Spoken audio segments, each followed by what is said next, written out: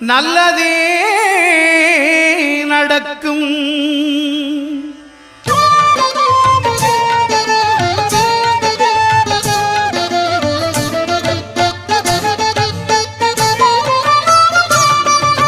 9 கோளும் ஒன்றாய் காண அங்கு கற்பகம் என்னும் கடவுளின் மெய்யில் 9 கோளும் ஒன்றாய் காண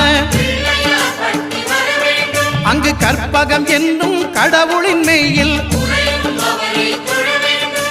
சூரியன் முதலாய் 9 கிரகமும் பலவித குணங்களை கொண்டிருக்கும். எங்கள் கற்பக தருவில் அவை வரும்போது ஒன்றாய் சேர்ந்து பலனளிக்கும்.